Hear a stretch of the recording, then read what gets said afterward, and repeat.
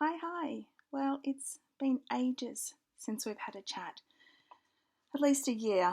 And yeah, my apologies for not putting anything out during 2020.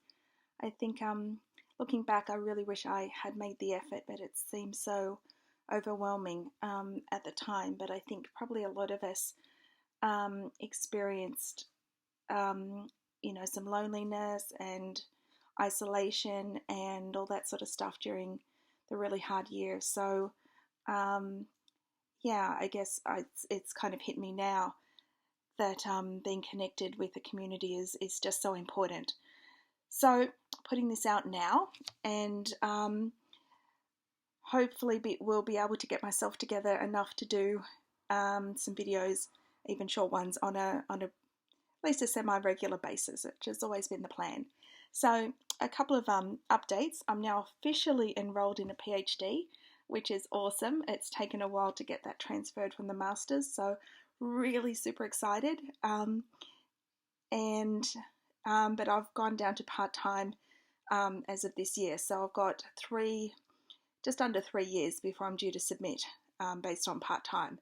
So that kind of gives me some room to move, and if I have any unforeseen circumstances come up, I've got a bit more breathing room. Also, I'm due to factors beyond my control, which I'm not going to go into because they drive me nuts. I'm a bit behind in my project, so it gives me a chance to catch up. So essentially, the way I look at it is, I do as many hours as I can and try and do as close to full-time hours as I can when I'm well, so that when I'm not well, I don't have to stress and I can just tune out and take a good proper break, and it evens out. So that's the beauty of having this sort of flexibility, which I really need right now, because Boxing Day, I went into a fibro flare, which I haven't had for a couple of years, and this is a pretty bad one. I got a viral infection, and it took a while to really kick it, and it was a really long, tough year last year, and I think my body just didn't have a lot of resources left to fight the infection, and it sent me into a flare. So I'm struggling. I think it was yesterday. I slept most of the day, and then kind of my brain woke up about 9 o'clock and did a few hours of uni. So I'm just kind of taking it as it goes. I've got a bit of energy right now. I was in the shower yesterday thinking, I really want to do the video. This is what I'll do it on. But by the time I got out, I was so exhausted. But it's been on my mind. So with that in mind, there are a couple of things I did really want to share. Not at all to do with me, but just some things that I've noticed on social media to do with COVID-19, that I think it's just time to have a chat. And also, this really links in with my PhD, so I guess it is about me a bit, but it's really about the COVID-19 vaccine. Now, I know a lot of you are in various countries. I'm in Australia. We're just about to start the rollout of the vaccine any day now. I'll be, I believe, in category 1B, which is health workers, aged care workers, etc. get the first lot, and then people with chronic illnesses, disabilities, aged, older Australians, etc. in 1B. So when that'll be, I'm not sure. I imagine within the next maybe a month, something like that. So I'm pro-vaccine. I'll get any vaccine, and I know I've been on social media, mainly Facebook, and I'm in quite a few fibro groups and similar groups, and I'm quite bothered by what I see on a weekly basis, and have been seeing, I guess, since there was really serious talk about the vaccines being here and available, and in the States. A few of these groups are American, and I know you guys in America have already started vaccinating, which is great. And at least once a week there's a post from someone well-meaning, and genuinely wanting some information or some input, but it's always the same thing. I have X illness, I have fibromyalgia, I have this, I have that. I'm not sure if I should get the COVID-19 vaccine. Now, I want to say up front, I'm not here to give medical information. I'm not here to tell you what to do. But one thing I would recommend you don't do is don't ask the average person on social media what you should do about your own health treatment when it's particularly when it's as serious as something like this. So unfortunately what I've seen, and this is the reason I started my PhD in the first place. I saw so much misinformation online in Facebook groups particularly, and I found myself constantly typing comments trying to address the misinformation, particularly around alternative therapies, pseudoscience, unsupported therapies, or therapies which have been proven time and time again to not work and be a waste of money. And it breaks my heart to see people taken in by these therapies and see their hope diminish and not get outcomes. Now, the placebo effect and the benefits of that are a whole different conversation. I'd be very happy to make a video on that if that's of interest to anyone. But this is what sort of is my real passion.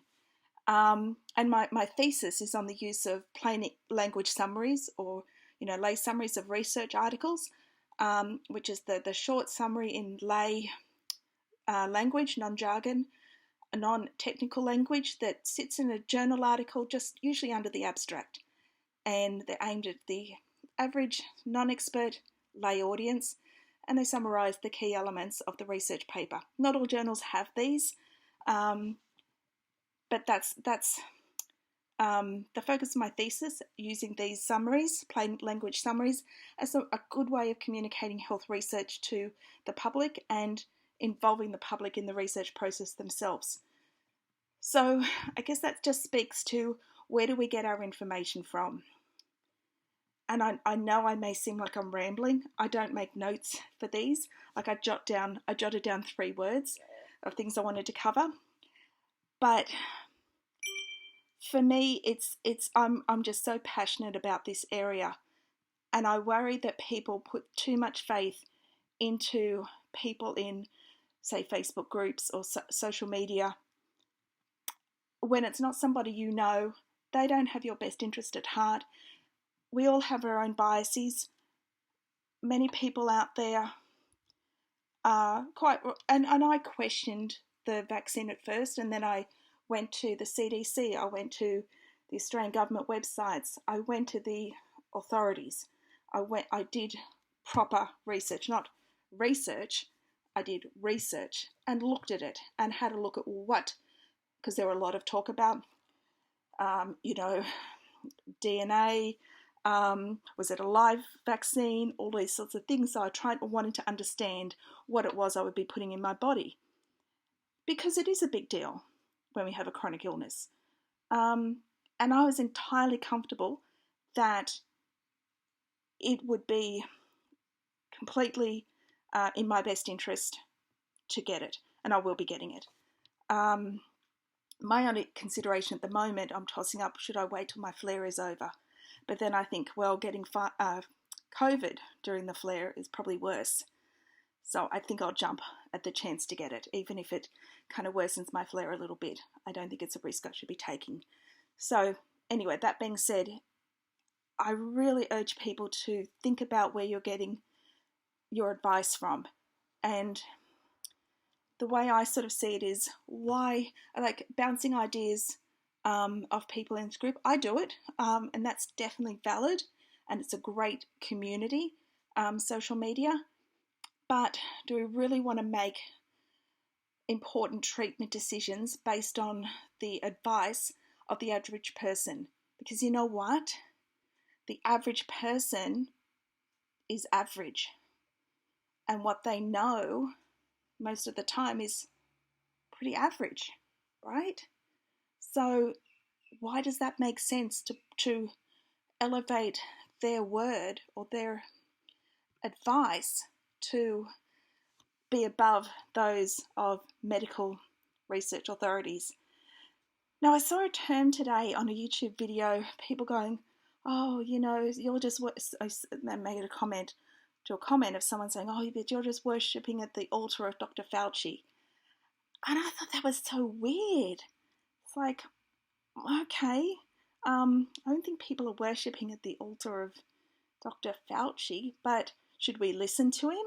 Well, yeah, this guy's been at the NIH since the 80s, or before that, heavily involved in immunology, one of the groundbreakers in AIDS research. He knows his shit, right? Why wouldn't we listen to him? I know a lot of people have issues with him. I don't get it. I don't know why, but I'm in Australia. I think he's great. But is he the only person out there? No. There are other sources. But think about where the information is coming from. Always a great guide is if a website is a .org or a .edu or a .gov, that's usually a pretty reputable site rather than just a .com. Should we get advice just from a blog? Probably not. It could be a starting point, but should we just use that information from a blog or a social media post to make our complete treatment decision? I don't think so. I think could be very dangerous because, it's like I'm a dietitian by profession, and this is the difference between people who call themselves dietitians and nutritionists. And the term nutritionist isn't regulated. Anyone literally can use that term. But if you go to a nutritionist and ask them off the cuff, is the paleo diet any good for me? Would I lose weight on that, or is that a good diet for me? They'd give you an answer, a black and white answer.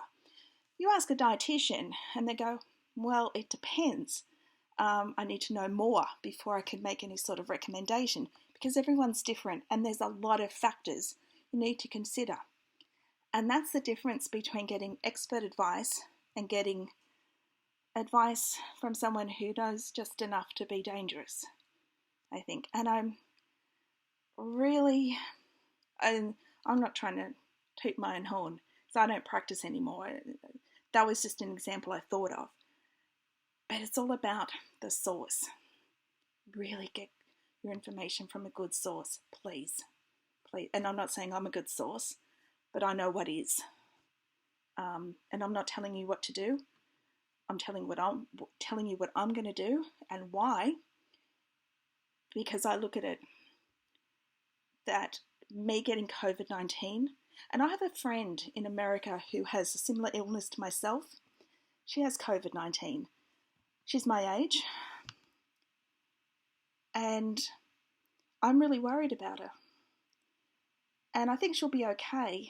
But if she gets sick, she could get really, really sick. And that's the danger. That's the problem. So preventing that sort of illness, that sort of infection, never mind the long-term consequences. And I think it's 10% of people who have COVID-19 go on, they've shown so far in the data collected, can have longer term chronic symptoms. We don't need that. I don't need that. And I really hope that's not her situation. So I'll do anything I can to avoid that. That's for sure. And that gets me on to my last topic. I'm really, really going stir crazy. I tried to think of this as 3 Ps, but I couldn't work out how to do it. Poker, PhDs, and I couldn't work out how to make a P out of the COVID-19 vaccine. But I'm really missing playing poker. It was one of my outlets for, a bit of a swear, to be honest. But just some social enjoyment. It's a bit of a thinking game. I enjoyed that. And just getting out for a couple of hours and doing something. I occasionally won a bit of money. That was kind of cool. But with COVID-19, even with the precautions, I just don't want to take the risk. And my gosh, I am really missing it. and it's just not the same playing on an app with play money. It's just not the same. So all that being said, that's sort of my wrap up. I hope you are all well and really take to heart. But I think probably, all you guys are pretty sensible, and hopefully I'm preaching to the choir, I really hope I am. But you never know where this video lands in 10 years' time, who knows. So this is my passion, and this will probably be more the sort of stuff I'll talk about in the future. So if you find that interesting, please hit the like button. That helps me out a great deal. And subscribe if you haven't already. And hopefully I will see you real soon. Okay, you take care. Bye for now.